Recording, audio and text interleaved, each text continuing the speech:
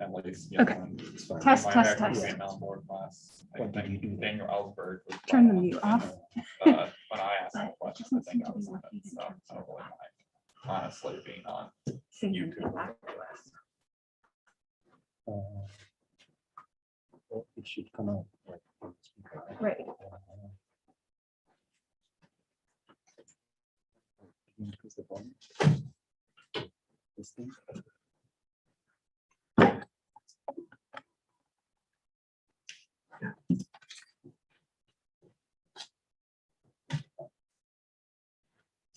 Yeah, should do that. Should be able to share something. Let me try something. Is this you who called me? No. My piece in the Washington Post a couple weeks ago, two versions. Here's the English, and there's the Spanish. Do you get to decide the titles for your articles, or are they decided? You for try, and then there's actually a guy who does title editing that Yeah. always trumps what you want to say. No, that's a What do you shame. think? Yeah. Has that ever been like egregious to the point where like you feel like the meaning of the article was almost? Well, when I saw some, one or two times, I said, you missed the point. Yeah. I know, it's Yes, just but weird that that's not working. You voted in the title, because they had saving democracy. I mean, we're Well, testing now, nothing's happening. more than that, I had, in that particular article, Yeah. it was on the youth vote. in its I know, title. but And it the should fact have a that- replay. Oh, that should come out from this. I often find when I read For me. articles that like the title and the content in it sometimes have like a certain tension to them. So let's just try this. Test.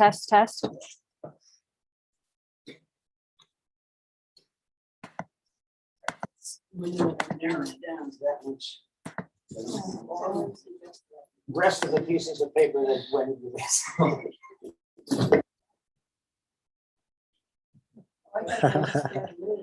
Okay, so it's just the, so people. That's true. That's true. And that still seems to be working. You may have to use this, unfortunately. So Still it's pass my gonna driver's test, stop but broadcasting better live for them. once. No, we're already live, but we're hidden. Uh, Now, how's this gonna work when I show pictures? And I'm standing here and I'm gonna grab pictures out of here. That gonna work? These teasers. Those are mine. Okay, good. Yeah, it will. Yeah, if you show them on. We can test that right now. And that's gonna be toward the beginning, and then I'll be done with pictures, so Great. if you want. So for example. Yeah, just put them up and you see. It's like something. Yeah. It did the blast because. Yeah, it's coming up. It's coming up. You're good. It works You're well. good. We can see it. The glare. Should I go like this or like that? Like, put it parallel to your body. And it'll pick up the picture too?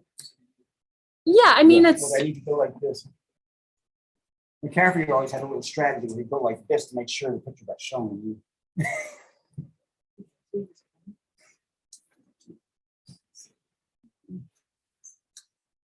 I would say, do you think you should walk closer to the Close camera? up the camera, right?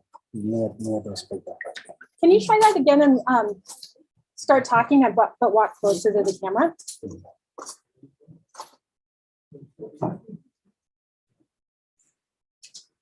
So under my chin. Yes. Yes, like that. Yeah, any, And you? yeah. So the best way would be to put the travel to your body. What does that mean? So I mean, I like, can be that way. but- no, like this rather than this or that. Oh, you mean under my chest? Or under like that? Yeah, and then Okay. if you can just walk slightly closer to the camera as you're Okay, doing that, I can try. that will. That's it. I'm line team.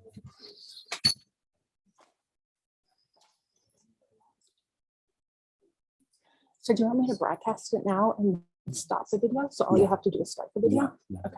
You can stop now. And you're gonna watch the beginning to make sure that it starts properly. Oh, Anashita will be here the entire time in case there are technical issues. I'll give you my cell phone number too, in case you need that.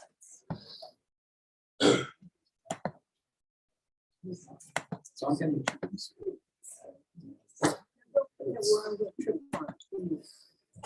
It's this long. So.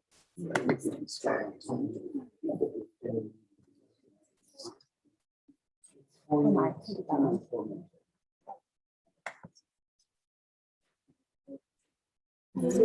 That's not right.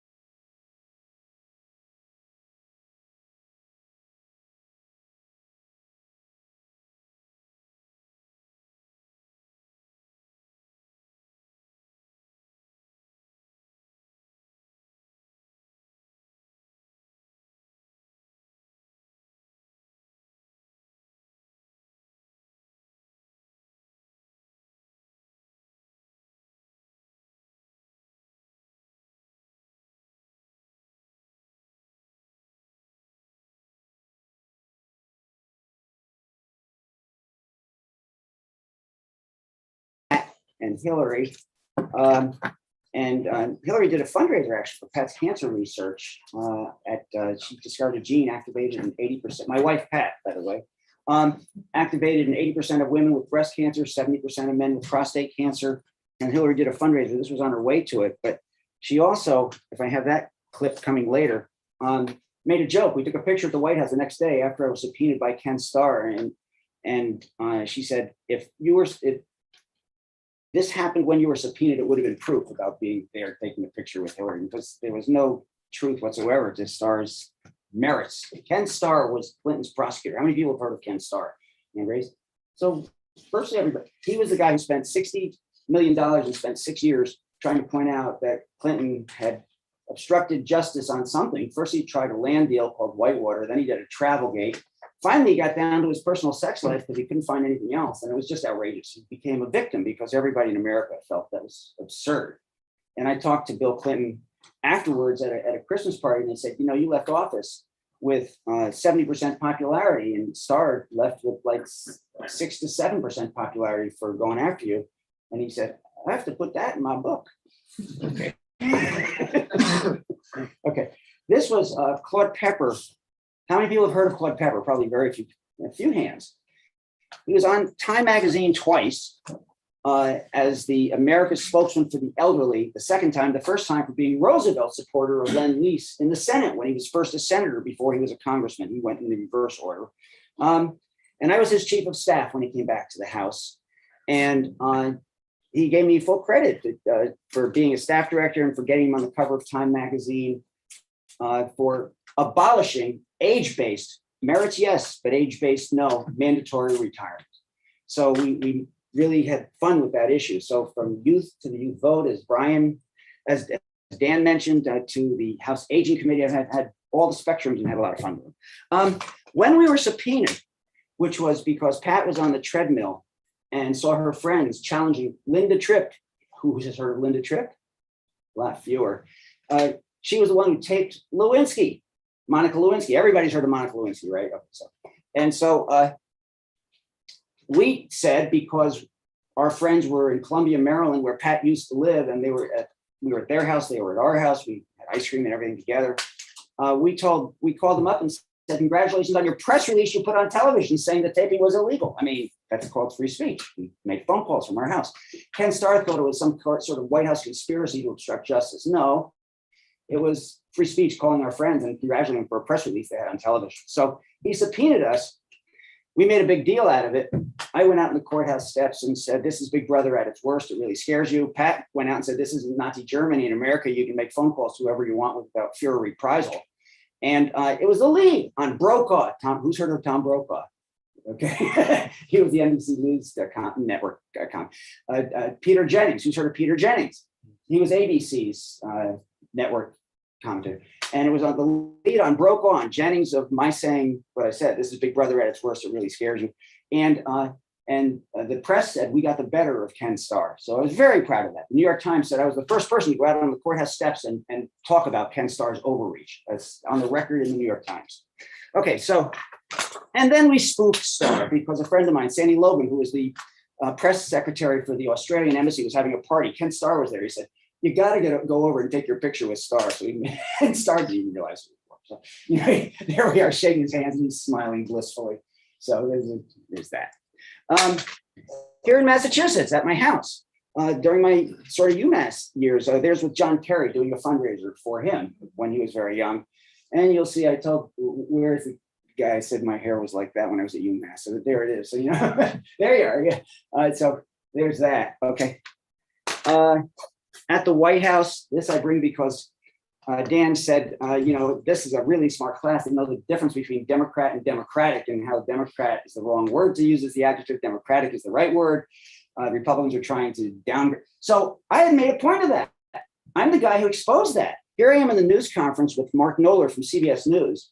And then I told Mark and I emailed him and I said, they're just trying to badmouth Democrats by calling you Democrat Party instead of Democratic Party. So he did a whole email trove on it. And he said, Bob Weiner has told me and it's a big deal.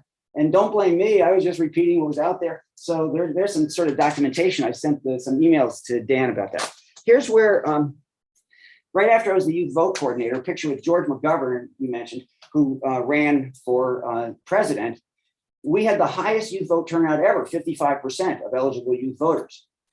And Washington Post did an op-ed just a couple of weeks ago. And I'll get into that in my talk because, well, here I can do it now. But they were saying, well, we don't know how to get a high youth turnout. And I said, actually, I can talk about that. So I wrote a piece for the Post and talked about the fact that, first of all, it was the Vietnam War. Kids didn't want to go fight in a war and die in a war. They didn't understand the reason for it. To this day, I challenge anyone to tell me what the reason was for the Vietnam War. So kids didn't want to do that. So they did. So that voting was a bit, and we did posters and flyers and rock groups, news conferences and meetings and hot dog sit, everything you can think of in states across the country. And we found coordinators across the country and put them on the wall on a chart and made a whole national organization going after the youth vote. And it was quite successful. And we were very proud of what happened with that.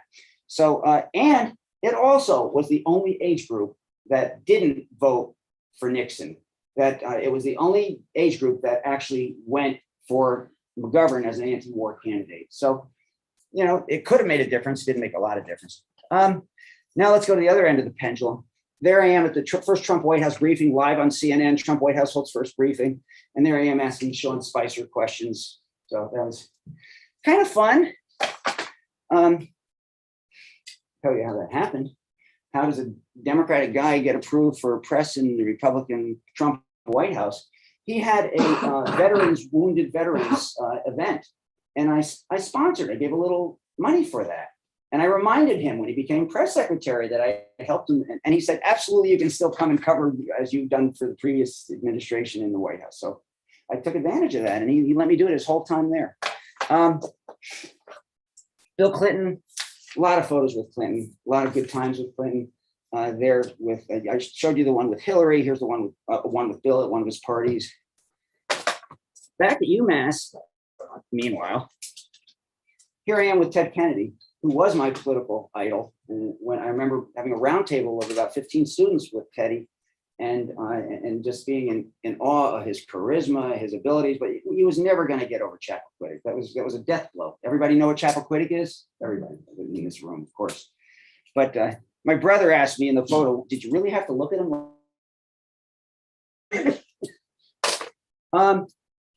Here, how many people have heard of Lawrence O'Brien ever? There are a few hands.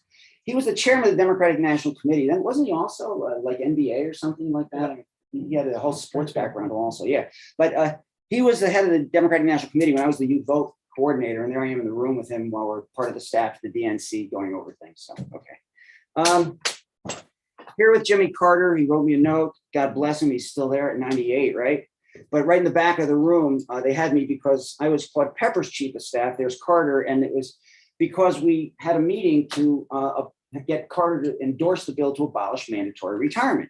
And so that was an interesting thing. That happened because Bill, just names, but Bill Cable was the congressional liaison and he wouldn't set up the meeting. So I said to Pepper, let's call Rosalind. So Pepper called Rosalind and mysteriously, Carter's wife, the meeting happened.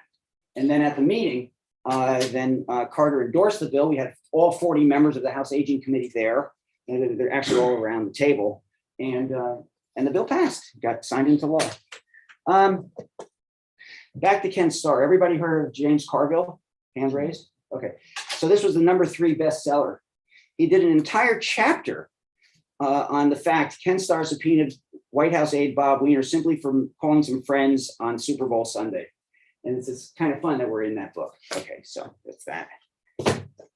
Here's the one with Hillary. Bob, if we had done that when you were subpoenaed, it would have been proof. So I always like that quote. I told her I'd put it at the bottom of the picture. Now we're at the, oh dear. This one broke up a little, but I can put it back together. This is the subpoena from Ken Starr. Because we put this on the plane and it was really heavy, so I didn't want to carry it. So we put it in a suitcase and 2 frames smashed. That's a small price. Okay. Subpoena, January 19th, 1998, 9:30 a.m. Any and all documents and things referring to or relating to Linda Tripp, the office of the state's attorney for Howard County, and Monica Lewinsky. I mean, I didn't know anything about any of that, right? Starr was just on a fishing expedition. So that's why we made fun of him and spoofed him in the press, and we got the better of him on that, and he lost ground. And Clinton, as I said, won a second term and became enormously popular. Okay, so that's show and tell on the pictures. So today we'll talk about, is democracy dying and what can be done? I really wanted to discuss with you my old grad school in town, given my later work at the Watergate for the first youth vote after the Constitution was amended, 26th Amendment, giving 18 to 21-year-olds the vote. And then in the Congress, the White House, and now in the press at the White House, covering the White House and Congress. Dan Gordon and Brian Ogilvy asked me why I wanted to do this. As I told them, nothing from my days at UMass on excites me more than involving young people in the decision and political issues process. In my recent work at the National Press Club, as you mentioned, we won the Press Club President's Award for recruiting young journalists as interns in bylined op-eds, as bylined op-ed co-authors in major papers. We published over 1,000 of those. You guys want to have a seat? You're welcome to. Come on around. There's a couple seats right here in the front. I'm taking pictures, so I'm good. Okay. You press? Yes, With who? the Gazette. Terrific. Thank you for coming. Absolutely. Thanks for the invite. So we've published over 1,000 all over the country, and then we syndicate them and send them out nationally. By the way, we've done some in the Gazette too. I love keeping in touch with the old paper in my old stomping ground. And then we syndicate them and send them out. So I'm hoping for great ideas and points from you here in the audience, both students and non-students, young and old. I want to thank enormously for this opportunity to talk with you, Chairman Brian Ogilvy and Professor Dan Gordon. Dan, by the way, is of course, the teacher, the leader of this class on American constitutional history since the Civil War. And God knows we need his lessons going to our current Supreme Court, because they really are off on some of their interpretations. And Dan can teach them a few things. I also want to thank, for my years at UMass, my senior advisor, my advisor, Dean Albertson, bold and imaginative. Did you ever know him? No, yeah. And close friends, Charles Rearick and Gerald McFarland, who you do know, okay, who are still around. And my Civil War history prof, who died recently and rightfully is being honored now by the university among many other professors here. Stephen Oates was just magnificent and brilliant. Any you guys all have heard of Stephen Oates? Everybody in the room? Not really everybody in the room. Okay, he's remarkable. One of UMass's best. And thanks to my many friends, both on the Amherst Democratic Committee and my contemporary running friends, Jeff Lee and John Erminger, who are here from the Sugarloaf Mountain Athletic Club, which I was president of after Jeff was president of it. He roped me into Sugarloaf, so I was very happy to get that connection from Jeff. And Jeff's here today. Now I've shown you the photos with my background, Watergate Youth Voter Registration Director. I didn't bring one I was with Ed Koch. How many people have heard of Ed Koch, who was mayor of New York after he was congressman? I was his legislative assistant. Claude Pepper, as I mentioned. We brought in Colonel Sanders to testify. Charlie Rangel, John Conyers, Ted Kennedy, 4-star General Barry McCaffrey. Okay, so let me give you my take first briefly on our democracy dying. But for those who think it's new to have a major political figure trying to cheat at elections and biased against demographic groups, enact voter suppression, remove people's rights, and foment violence, let me guess what event actually did more than any ever: the Civil War. So that's some perspective to what we have.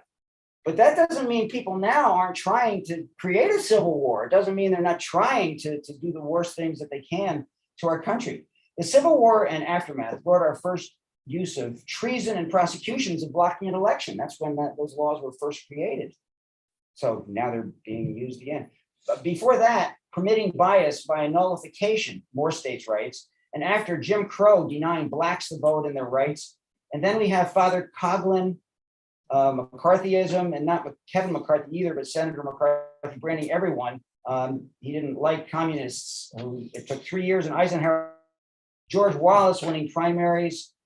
But let me define some of those terms, because Dan rightfully says that those names may not be familiar. Just to remind, according to the Holocaust Museum, throughout the 1930s, Charles Coughlin was one of the most influential men in the United States. He was a Catholic priest in Detroit who led radio broadcasts to tens of millions of listeners. He broadcast religious services with pro-Nazi opinions and anti-Semitism. The FBI named him a person of interest in 1942. McCarthyism. Between 1950 and 54, Senator Joe McCarthy of Wisconsin, a right-wing Republican, launched a series of hearings into non-existent alleged communist penetration of the State Department, the White House, the Treasury, the US Army, and entertainment. He accused everyone he didn't like of being a communist. Under different names, sound familiar? It took Eisenhower and the country 3 years to bring him down. During this era, and you've all heard this quote, "Have you no shame" became the key words of the truth side in Congress and the public. George Wallace, a rabid racist. How many people have heard of George Wallace? Okay, that's big. Okay. Racist governor of Alabama won, and he won 10 million popular votes out of a total of 73 million in the 1968 general election for president. That is 13.5% of votes cast nationally, and carried 5 southern states: Alabama, Arkansas, Georgia, Louisiana, Mississippi. He won 46 electoral votes and came close to receiving enough votes to throw the election to the Congress. Now we come to my political lifetime. In 1971 to 73, where President Nixon got the FBI to cover up his cover-up, that's what did him in. Then Ken Starr, who for 7 years in the 80s and 90s, and with $60 million, hounded and prosecuted Bill Clinton, first for Whitewater, as I mentioned, land deal he couldn't find any evidence of, then for hiring practice he couldn't find, and finally for Clinton's private sexual activity. Starr forced 100 White House staffers, including me, to testify about all this when we knew nothing. I mean, you heard what they're trying to ask me in that subpoena. It was really weird. And he branded Clinton's offenses obstruction and perjury when he was just keeping private his sex life, which was bad, but not necessarily criminal. So now there were some good things, and no question that Trump did, despite criticism for criticism's sake, which there's some of that, but you got to put it all in perspective. Trying to deal directly with the head of North Korea when all other administrations before and Biden since have failed to stop them from developing tests and missiles is right on TV today. I give Trump that he tried. I give him that he tried. And trying to make sure China and others do not take advantage of US economic deals with patents and product secrets by using tariffs. That's a strategy.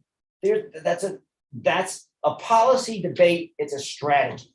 But the devastation of Trump's excesses, his narcissism, his pro-Russia stance, this is something you guys got to think about. Confirmed in his own autobiography, The Art of the Deal, where he says that in 1985, he traveled to Russia to meet with Dobrynen's daughter, the foreign secretary's daughter. Well, obviously, you don't just go there to meet with, but nonetheless, that's what.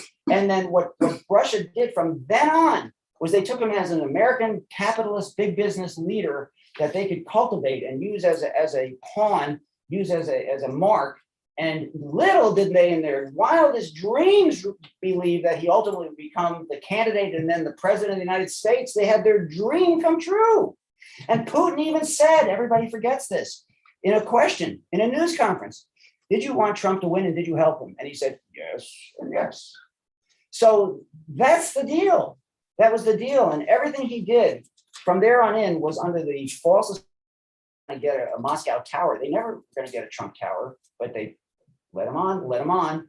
And so he had this entire relationship where his campaign manager, Manafort, was paid nothing by Trump. He was paid by Putin for doing Russian stuff in Ukraine. That's where his campaign manager got his money. And the whole thing. And the other thing to really listen for is Mueller never said that Trump was innocent.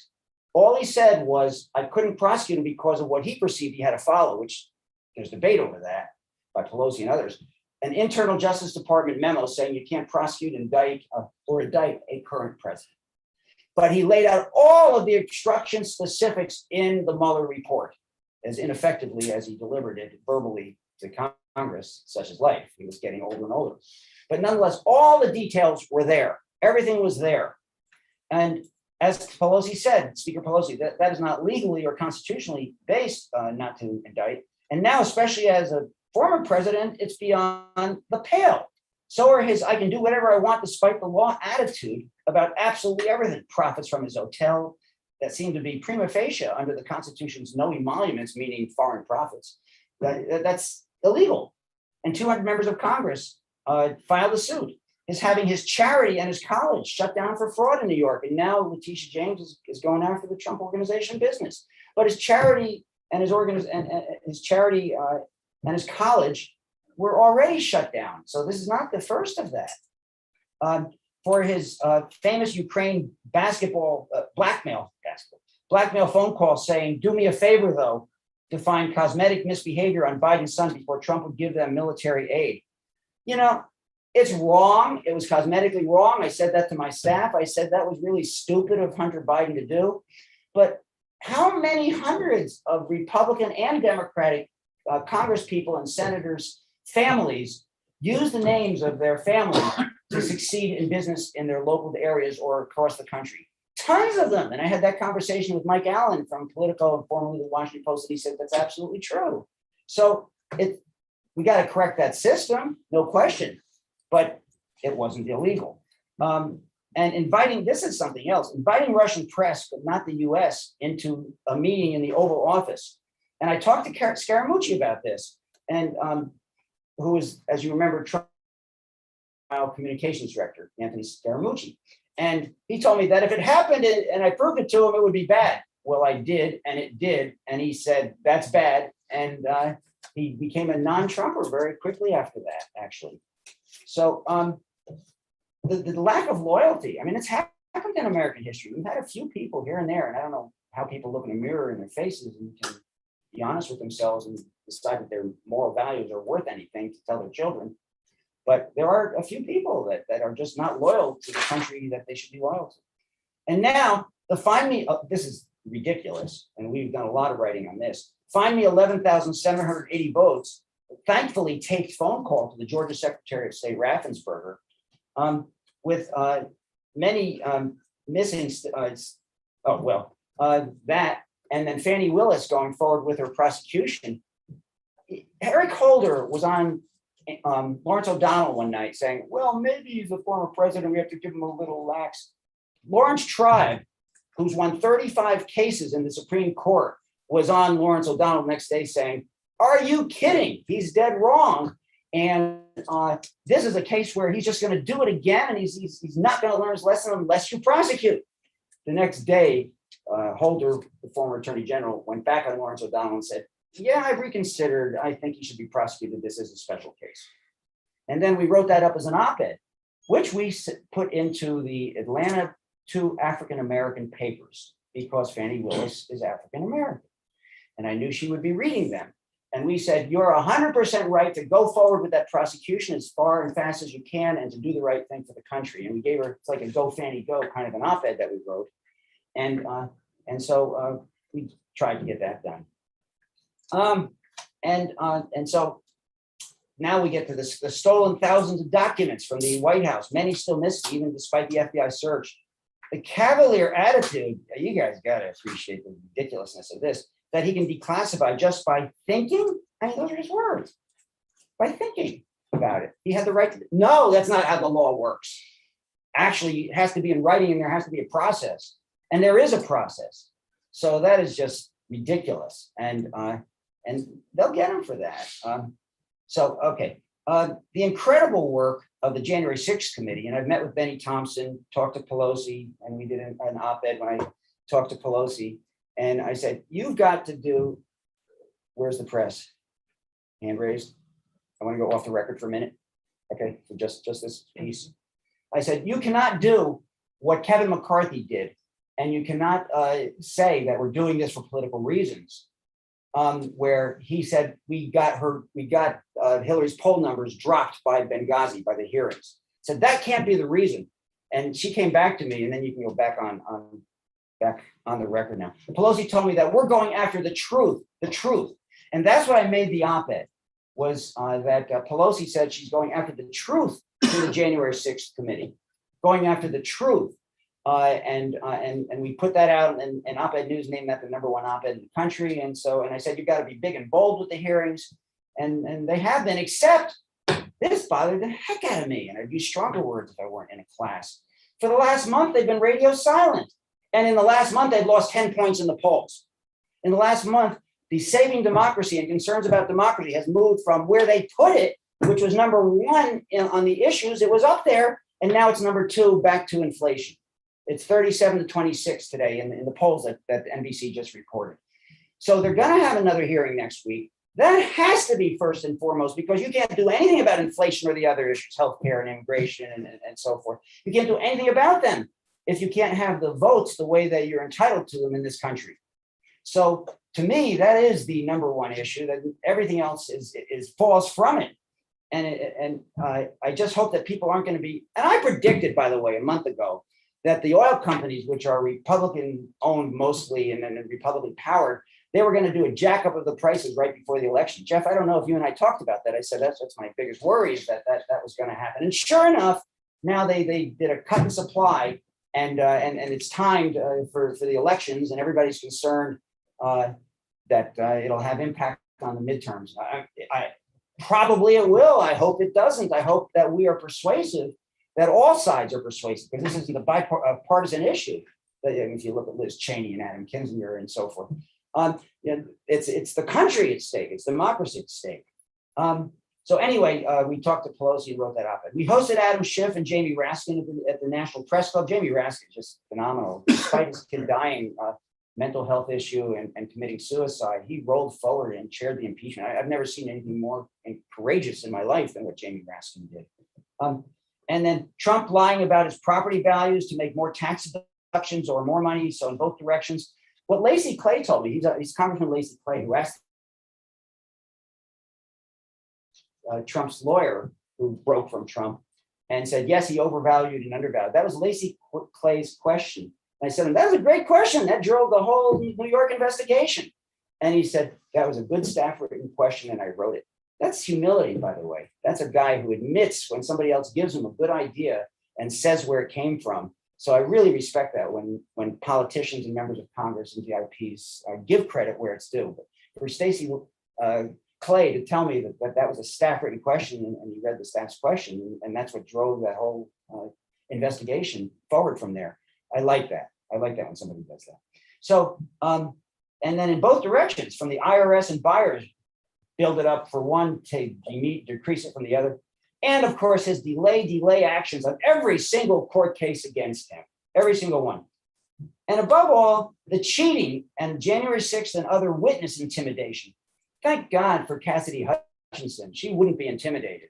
That was just, how many of you saw Cassidy Hutchinson's testimony before January 6th? That was, if you have a chance, Google that and watch it. You got this young staffer, very young staffer, who just went forward and told the truth. Violence and voter suppression for his losing the last election. Geez, what he did to those Georgia election, the local election official, just harassed them and brought people into their houses. And you saw it. It's just awful what he did to them. And setting up it again with even more legislative leaders and courts ready to cheat for the next time. Luckily, the courts in 63 of 64 cases all voted that there was zero evidence of the election being stolen, rigged, and cheated in 2020. And that was honest courts, and it was Trump courts, Trump court-appointed people, and so. But he's trying his hardest. And by the way, the one that he won, that was so that he could have his observers stand at 6 feet instead of 10 feet. That was the one case he won. So there was nothing on any other case.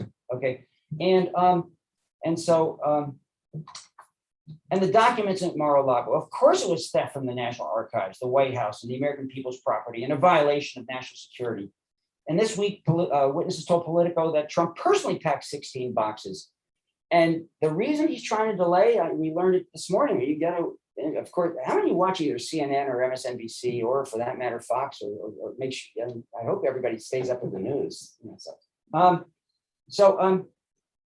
They said they can actually pick fingerprints off the documents, but there's already witnesses. I mean, there are witnesses that saw Trump doing the packing.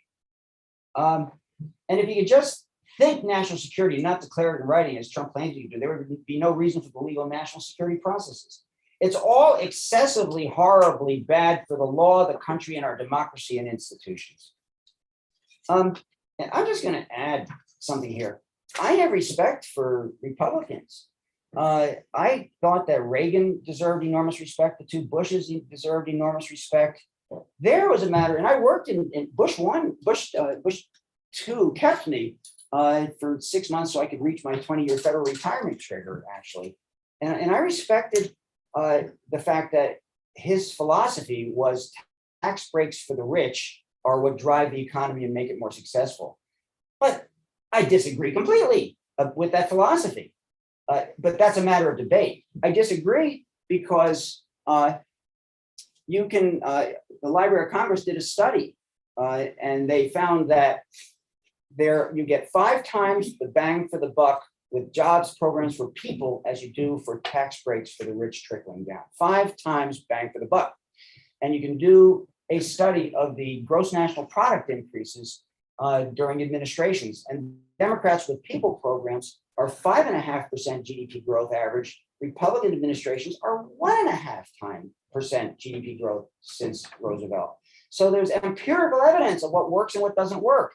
And when I did sort of a similar thing, Dan, to what I'm doing here at the London School of Economics, they invited me to come in and talk about the economic impact of the two political parties, what would be the differences between them.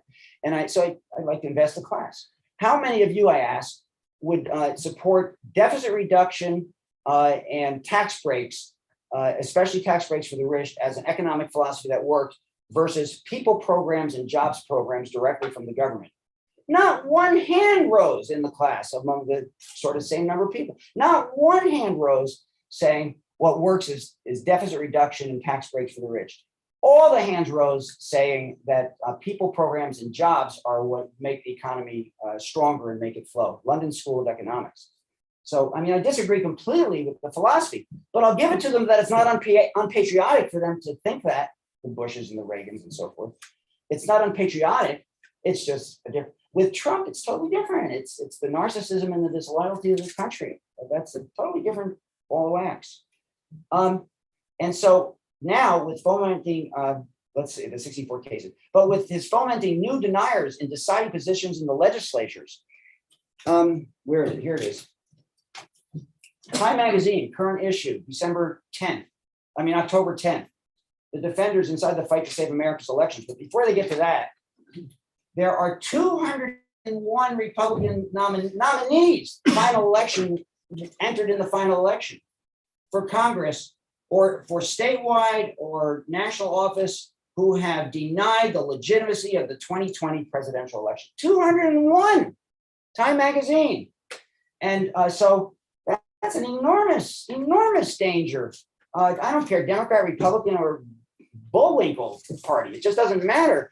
For that attitude, to say that elections don't matter is just horrible. But they also go in and they also talk about the defenders, and they have 21-year-olds, 18-year-olds, 24-year-olds. And they mentioned Cassidy Hutchinson, I just mentioned to you. Okay. Okay. And then let's see, but with deniers, it could easily be the opposite next time. So look what he found just by judge shopping the special master who's been every thing that she's been trying to do that lets Trump delay. And the Supreme Court is in danger.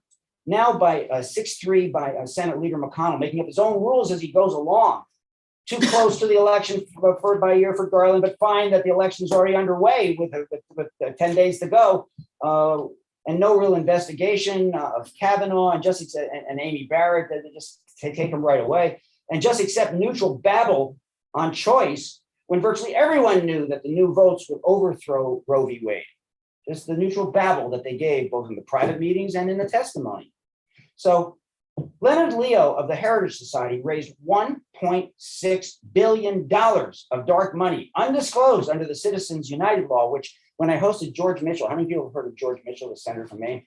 He was the leader of the Senate. I hosted him at the press club, and he said that was the worst decision ever made when they allowed anonymous dark money to just go uninvestigated and unchecked. So when Leonard Leo of the Heritage Society raised $1.6 billion of dark money undisclosed under Citizens United to give Trump the lists, he totally drew the anti-choice voting judges from, let alone the anti-corporate and the anti-environment, and let alone the anti-environment decisions that got a lot less press and the ones now coming in the next starting on affirmative action, voter suppression, equal rights, and election protection. So maybe the worst possibility is the 6-3 conservative court now considering a case to allow partisan state legislatures to override the voters of the states in declaring electors.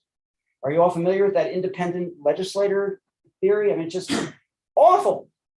I mean, that means that the politically and gerrymandered elected legislatures in the states will have the right to override even the courts and say that the people we want, like Trump wants, these people that he's picked as candidates, the people we want to win are going to be our electors and not the ones and not the people who the massive amount of the majority of the state was for, state by state. So yes, democracy could be dying and it's in real danger. That's the bottom line. Yes, we're not there yet. Hold on. We have to go to solutions. Okay. So what to do? And Dan told me too that that's one of the parts he thinks you'll be most interested in. Here's a partial list. Okay. The Electoral Count Act, bipartisan, the Klobuchar-Blunt bill, and about to pass. Pence, who acted courageously under enormous Trump pressure, though, from making his own decision about, regardless of which party is in charge. Next time it will be Kamala Harris. She wouldn't do it, but you would want her to have that power about which electors should count. The VP would have to honor the state's real electors, and fake senators could, and fake electors could not, fake senators, I guess, fake supporting senators, could not challenge to insert fake electors if not elected by voters in those states. So Trump is now responding because of both McConnell having come out and endorsing that bill and supporting it, as well as the bill to keep the government open. Trump saying, McConnell has a death wish. Yeah, because he wants the government to run and he wants it to run without fake electors. Of course, it should pass anyway. It gets more difficult after that. Because of Manchin and Sinema, we have not had the votes to override a filibuster, which is nothing but a special interest protector. That's all a filibuster is. What's wrong with majority rules? Okay. And so we need filibuster reform. And the only way we're going to get that is we get 2 more senators that support ending the filibuster in the Senate, because it doesn't look like you'll get Manchin and Sinema, although they may come along if they see that everybody else finally is. Okay. And these would require filibuster reform to gain a Senate majority vote, and that means 2 new electors. Okay. Allowing full voting processes pioneered under COVID, which helped generate record turnout, mail voting, drop boxes, early voting. That was fantastic how that worked. There wasn't any cheating. That's what all the judges all over the country said. So why not use that? Why not keep that going? A national holiday for in-person voting, also part of the not Senate passed John Lewis Act. Can't believe that Herschel Walker, running for Senate in Georgia, said it's Senator John Lewis. Of course, he was a congressman, and he said that Lewis shouldn't have his name on the bill. It's the John Lewis Act because he authored that stuff, Okay. Anyway, and it also is an idea, the national holiday, from my old boss, Congressman John Conyers. But that's a great idea to give everybody a day off for voting and encourage people to go vote that day. And you have to be able to stop the prohibition of and prohibit blocking souls to the polls where churches are providing weekend transportation for people. That's really important too. Supreme Court reform. That's a big one. Again, one that would require filibuster reform. Codify that Congress shall hold a hearing and a vote if a nominee is formally offered this is my idea anyway, more than 2 months before an election and not after that point. And so that both sides know what the deal is. Okay, and a 12-year term maybe, after which Congress may reappoint if renominated and voted, but not unless. So it would take that. Also includes the Supreme Court shall adopt the same ethics as other federal courts, including required recusal if your spouse is involved in the issues related to a case for the Clarence Thomas, Ginny Thomas kind of a situation. Everybody know what that is? Hand raised on that one? Where Ginny Thomas is a big right-wing advocate and raises money for right-wing causes, and also was sending memos to Mark Meadows, the Trump chief of staff, pushing for election rigging continuing. And then he votes on whether the court should get the documents related to the election rigging. That's a clear conflict of interest. And for her to claim that they don't talk about it at home, tell me about it. Okay. Okay, so Congress needs to act smarter on bills where they want agencies to act without specifics in the bill. And that's often the case where they expect agencies to determine their own related issues. Congress is weak on that. The court was technically right in the recent environmental clean air case on coal. Congress did not allow the EPA to make determinations on issue regulations. They didn't say they couldn't, and the whole precedent has always been the agencies can do whatever Congress doesn't bother to legislate one way or the other. So they got to say that. So that was a precedent that they always could. However, not with this court. However, Congress just put the language into that Inflation Reduction Act to authorize EPA to make determinations and regulations to protect clean air and water. So they learned their lesson apparently, and now they will put that one waiver sentence into the law, and then the court can't say they didn't. I mean, that's the thing we got to do. All these will require your and your colleagues around the country to have a massive turnout, so big that there's no debate over trying to change the outcome in any state, and then the good changes can be codified. But we've got to get a big turnout to do that. So yes, democracy is in real danger, and more than ever since the Civil War. It could be dying to the point we will not recognize it, and other countries will no longer take our lead. From the Civil War to Nixon's Watergate to Ken Starr during Clinton to Trump, we have backslided and corrected, backslided and corrected. It's been worse and worse each time. And Biden is, of course, the American people's course correction from Trumpism, just as Gerald Ford was from Nixon. Now, with the insertion of election deniers, and I mentioned the Time magazine reporting 201 nominees who won the nomination or denied the legitimacy of the election, we are in real danger.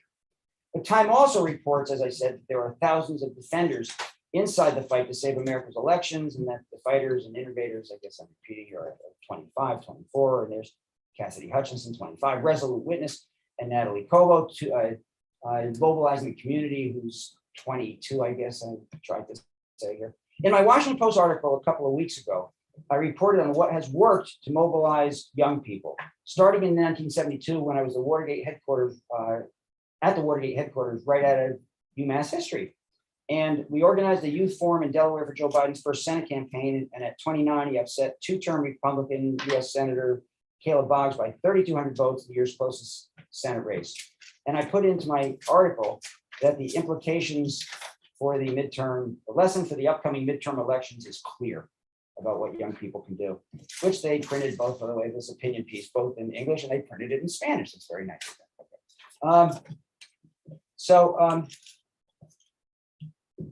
You are the generation that can make a difference.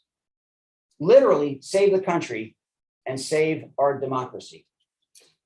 We have the power to protect this amazing institution, and you have the power to make that happen. So I would love your comments and questions. Thank you very much.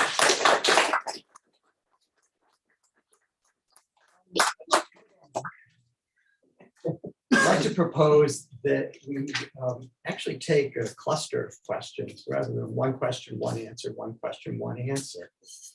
And you may choose to focus on some questions more than others, but I think it would be good to gather some responses and questions.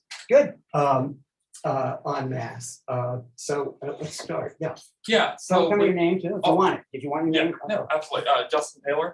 I'm just curious because I think January 6th has shown that both the strength and the weaknesses of American institutions' ability to protect democracy, but with Congress being so, ineffective, relatively speaking, due to hyperpolarization, that may sort of, in some ways, grant the executive more power, whether or not it's stated or not.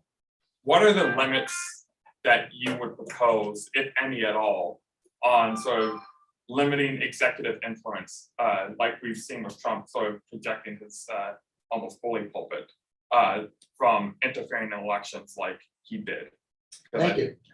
You want I'd like questions or go to, with I'd like to take more. I'd actually like to piggyback on it myself because Justin used the word polarization, which implies that two things are moving further and further apart.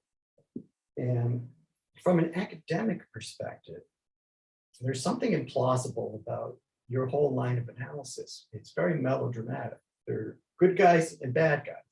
Only Republicans are implicated in the unraveling of Well, now I democracy. mentioned Manchin and Sinema. Well, that Okay. flew over my head. All right. So do you have anything to add in terms of the process? Yeah. Which has led not only Trump, but Trumpism and the mutual recriminations each side believes the other is actually unraveling democracy. Well, I gotta say that on election rigging, there aren't two sides. There just aren't. The media has come out over and over and said, you just can't report that there are two sides when there aren't on a factual matter. And let me point out that in the actual January 6th day, you know how it was ended? Because Pelosi and McConnell together decided that it would be dealt with right away.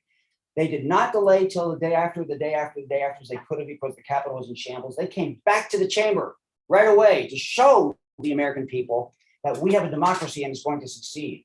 It was only after that they caught Trump unaware. If you catch him unaware, then he doesn't have time to do what he later did, which is to try to trap everybody back into being his acolyte.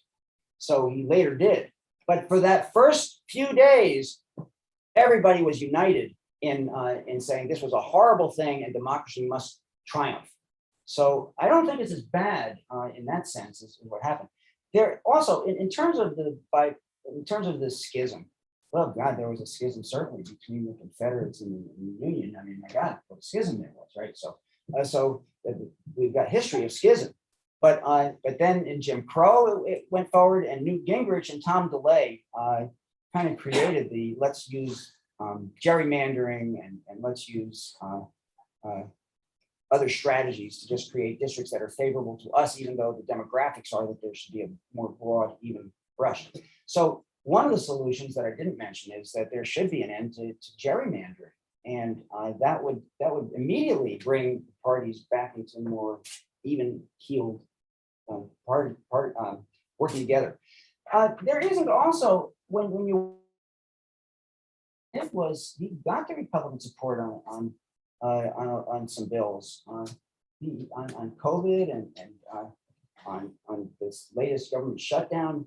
But the problem is it was like 10 Republicans versus 30 or 40 in the Senate that didn't, and the same proportions in the House. So apparently you need some, but not a vast majority. It used to be, and there's no question about it. In fact, the Civil Rights Bill, my recollection is it passed with more Republicans proportionally than Democrats, because the Southern Democrats were terrible.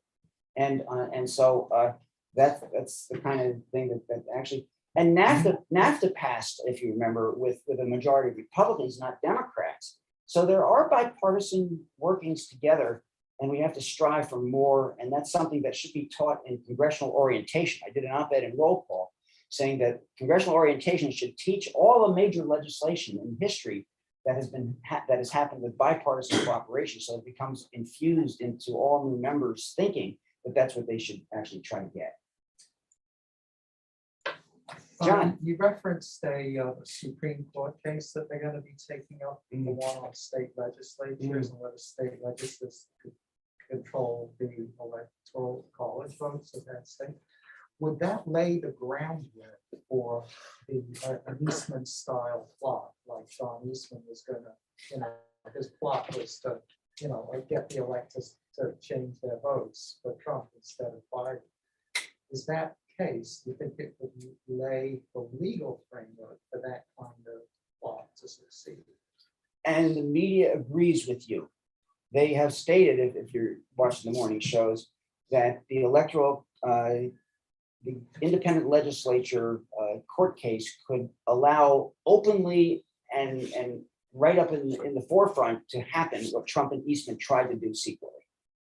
Yes, is the answer to your question. There's a good It's article dangerous. Guardian this morning about. Yeah, it's 100% dangerous. Other questions? Yeah. Yes, one thing that I don't understand, why Republicans support Trump when it's obvious. I don't think Trump is sane anyway, but they will support anything that he says, and there's lies. They support the lies. The candidates change now, who was Republican, who said that they wouldn't support, that there wasn't anything wrong with our voting. All of a sudden, Trump goes out and visits them, and then they agree with Trump. And then they got rid of Liz Cheney when she was she was finding out the truth, and they won't eat. They're throwing her out. What's the problem? Okay. The Cheney thing dumbfounded me because she was winning by 70-30 and then she lost by 70-30. I mean, it is unbelievable the control that Trump has. Yeah. In terms of sanity, I'm not going to address that. Is Biden losing a step? Yeah, but he's still a great guy. I don't give that Trump's insane. I give that he's bigoted, racist, and narcissist and disloyal. I give it that. And that's you have to deal with the facts unless you have any mental. I mean, I did a Christmas card on the 5 things he claimed he remembered. He said, if you can remember these, you too can be president. You know, so I mean, that's I don't go to the sanity or the mental capacity argument. I go to the what their actual actions are. His actions are the ones that need to be addressed, in my view. And by the way, the reason that Republicans go for him, because they have to win their primaries. And if they don't win their primaries, they don't get into the general election. There is some backsliding now in terms of rhetoric of some of the election deniers and the extremists. They're trying to make themselves seem more mainstream, and some of them may win with that kind of an approach. It works. That's what Youngkin did in Virginia. I mean, he immediately moved away from Trump, wouldn't invite him in, and went off on his own and picked issues that he thought were attractive. So, We have more questions. Go ahead. Hi, my name is Jeremy Spivak. We talked about polarization and how many Republican officials are subordinate to their voters. They provided many examples for us about how democracy is in danger and how the former president has targeted the electoral system. Yet within the Make America Great Again movement, they really are convinced about the opposite. They see all these investigations as a sham or fake news, and that it's a larger part of the campaign to unfairly target the former president. And they think they're the ones defending democracy from everyone else.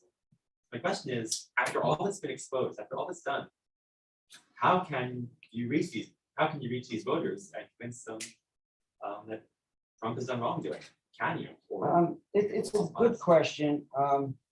I do think that most of the your mother kind of argument is ridiculous, but they always, and people have said that, it's projecting.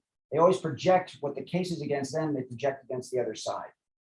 And so that's why you have to go to the argument of this isn't a two-sided, equal, fair and balanced situation. Biden won the election. There was no evidence of any cheating except 3 cases. And by the way, most of the cases that they found are Republicans who tried to fabricate a case. So there is no evidence of election cheating that caused the election to be lost. There was close, dangerously close, much closer than anybody foresaw, and close enough that a few votes here and there changing could have made a difference on the other side. That's what Trump is trying to do, is to create a situation where if it's that close again, even if he loses by 7 million votes, if the electoral count of colleges is tight enough that 5 or 6 states can change, he's trying to control it. That's what he's trying to do. So that's the danger that's really involved. I don't know how you reach, other than a rational argument, and I have it all the time with people when I debate on radio, and you know, I do well on some conservative stations because they're rational in how they let you make your case, and others just jam you and won't let you make your case. So you have to, if you can get half of the people to at least listen, and those are called independents. Just keep in mind that only 1/3 of the country is Republican, and Trump lost from he went from 32 to 28% of the country became Republican in his tenure because people were fed up with the things you're talking about. So his base will stay his base, but his base is shrinking. And that isn't necessarily going to be enough in the midterms. I mean, the midterms can go either way because people just want to be against the existing powers that be, and the powers that be are Biden and the Democratic Senate and Democratic House. And so if if gas prices are incredibly high again, as we approach the week before the midterms, then democracy will fade that much more as the issue. So I'm very concerned about that. There was a question at the beginning that I think I obscured with my overlay on it, which is whether you do anything to limit the power of the executive. Yeah, I heard the question. I forgot. Sure. And that's what Watergate was. That's actually what the Electoral Count Act is. That absolutely. So the answer is yes, you do. And it fluctuates. When you have a chief executive, you have Nixon, now you have Trump, and probably Congress will pass some things if the Congress flips a little bit. But then 30 years goes by and it's back at it. Do you think we're at a point where we need to significantly change the Constitution, like the Electoral College, or do you feel it's simply being abused and ignored? The problem with changing the Electoral College is you really ever going to get Wyoming to change the fact that they get 2 votes in the Senate? Never. And so you're not going to get the small states and the rural states to change the fact that they have. The one thing that could change, I guess, is on gerrymandering. And Arnold Schwarzenegger, Republican, and Eric Holder head up a commission on gerrymandering, and they're trying to change that across, God bless you, across the country. I think people are persuaded that they don't want that in their states, and the commission should decide congressional districts, bipartisan commission. So there is some hope on that. But in terms of abolishing the Electoral College, I mean, we're all kind of for it, but then all the states that have the power would lose it, and you never get those votes to do it. If you could redraw the Constitution, is there anything else you might consider adding or leaving out? Well, you're kind of the expert on that. What would you suggest? Oh, I'm not supposed to say you're the expert on the Constitution. Hey, what would you suggest? I like the Constitution, as it is. Yeah. I don't think it's changing at risk. So I'm not quick to revise. We got to look at that language, though, and apparently you can change that language on the legislature having a constant power by legislation. Apparently that's going to be allowed. I can't imagine that gets challenged to the Supreme Court and they say, no, you can't. I suppose Supreme Court term limits would be a good idea. So however you have to fiddle with the Constitution. With allow them to Yeah. be nominated at the point Okay. of their term up, yes. Hmm. I'm not actually, probably against everybody here in the audience. I'm not in favor of term limits on members of Congress because that denies Claude Pepper, for example, or Ned Koch, who are old, to keep serving if they're elected and loved by their people. So I think that should be up to the voters, not some arbitrary. But for the Supreme Court, that's an appointment. So that isn't arbitrary, and we should put limits. Yes. Yeah. Sorry. I'm going to ask others who haven't spoken yet. Go ahead, please. Yeah, my name is Colby Sutton, and do you think that Joe Biden's secret re-election is bad for the Democratic Party? And furthermore, who do you think will be on the ticket in 2024? I can't speculate on that. I'll say one thing that I noticed.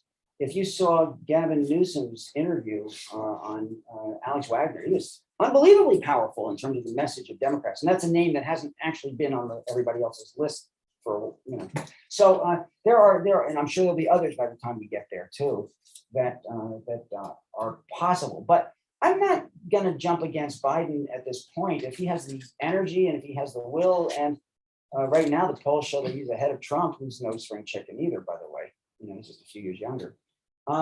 So I think that's TBD, and I think we want to make sure we have the right person with the right issues, with the right energy, and it'll be a primary process, and we'll go through it. But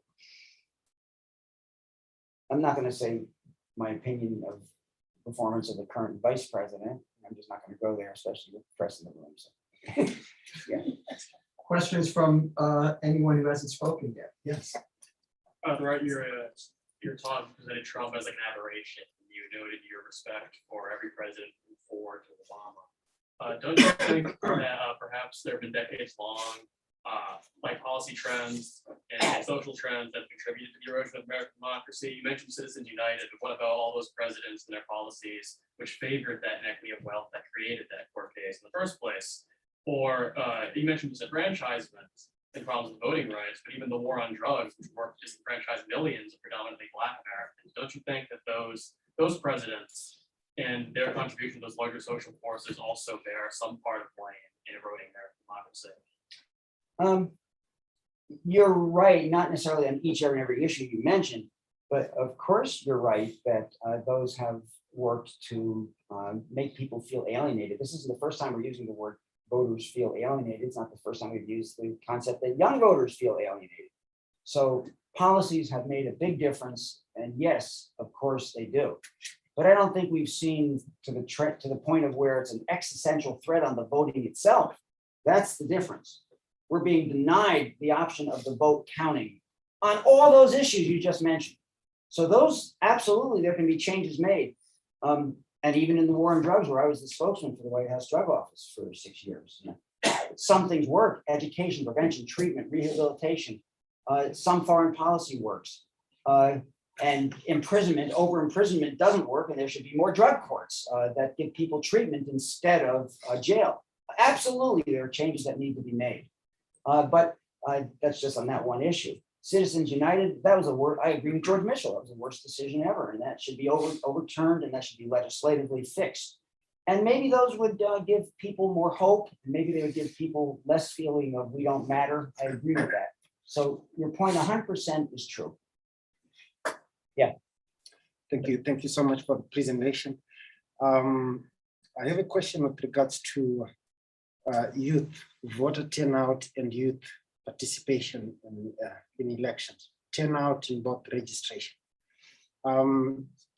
We've seen that youths participate, their participation is solely dependent on whether they are engaging in the election as candidates, as activists, or just as voters.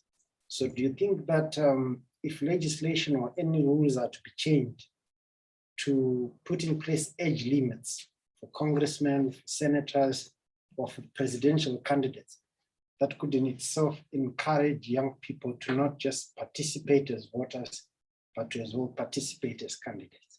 Well, I half agree and half don't agree. I think there should be absolute encouragement for young people to vote, to participate, and there should be financial incentives for programs that train and encourage. I was thrilled when there was like an 18-year-old who was elected mayor of a town near us, who was the youngest mayor in the country. I mean, that's great. That's absolutely great. In terms of an age limit at the other end, you're going to deny Jim Clyburn? He's spectacular. Claude Pepper, he was spectacular. So I think that should be up to the voters, absolutely up to the voters. Now, one thing Congress has done is put term limits on the power of committee chairs. And so they can't be chairs, I think, more than 2 terms straight, and then you have to change chairs. So that's one way to get at it. And then they have to move around. But if voters elect people, I don't want to see, people who are older just discriminated against. Ageism, I think, is as odious as racism or sexism. That's the line we used when we passed the bill that abolished mandatory retirement. And I actually honestly believe that. Kathy Jameson came up with that. She was the presidential orator expert that we discovered first, and we brought her in as the press person for the House Aging Committee. And so that was a great line that she came up with. We have time for one more question. Go ahead. Yes. Do you think changing like the makeup of the court, like changing the number of justices, opens up like a dangerous door for like too much change or change falling into the hands of the wrong people that like might weaken like the institutions that are protecting our democracy right now? I'm not sure I understand the question, so try it again on me. Like, we talked a little bit about like Biden trying to like increase the number of justices or change like. Well, I didn't say that, but yeah. Okay, well, something along that line. Do you think that changing the court opens up like a dangerous door?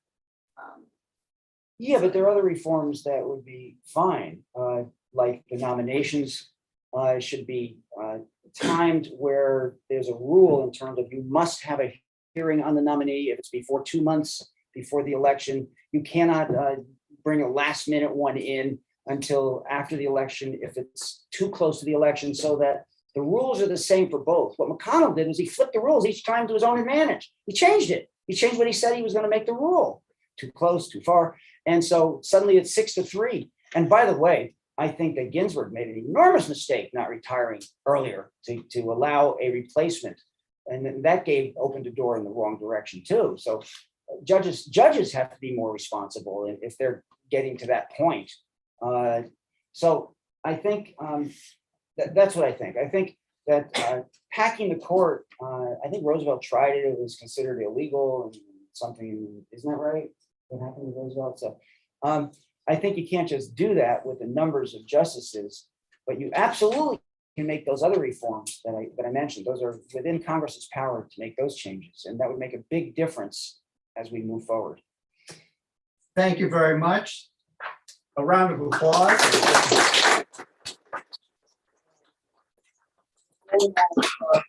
Part of the lecture and Q&A is over, but people are welcome to stay and speak to Bob, to come up and chat as you wish. You had somebody in the blog and you said you wanted to talk to us here? That person that you emailed me about?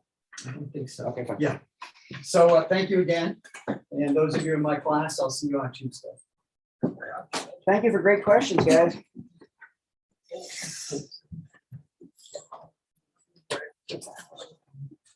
Hi, anyone want to ask? Absolutely, a couple of things. Brian Steele, by the way, just to Hi, Brian. introduce Bob, myself. good to Yeah, see you. pleasure to meet you. And I apologize for being late. I couldn't find the building and then I I couldn't think you find the got here room. at the beginning. Okay, yeah, I got here. I saw some of those fabulous pictures from, Yeah. you know, Jimmy Carter, et cetera.